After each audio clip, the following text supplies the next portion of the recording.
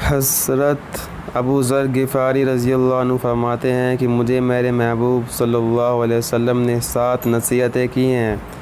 Number 1، مجھے اس کا حکم فرمایا ہے کہ مسکینوں سے محبت کیا کروں اور ان کے قریب رہا کروں۔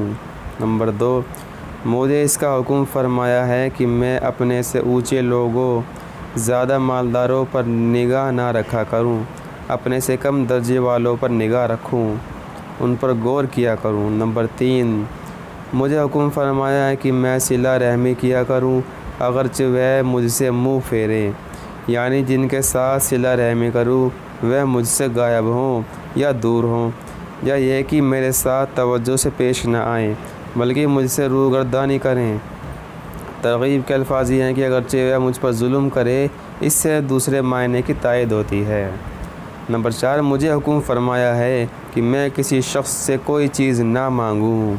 نمبر 5، مجھے حکم فرمایا ہے کہ میں حق بات کہوں، سچی بات کہوں، چاہے کسی کو کڑوی ہی لگے۔ نمبر 6، مجھے حکم فرمایا ہے کہ میں اللہ جل شانہ کی رضا کے مقابلے میں کسی ملامت کرنے والے کی ملامت کی پرواہ نہ کروں، یعنی جس چیز سے حق تعالی شانہ راضی ہوں اس کو اختیار کروں، اس کے کرنے پر بے وقوف لوگ ملامت کریں تو کیا کریں۔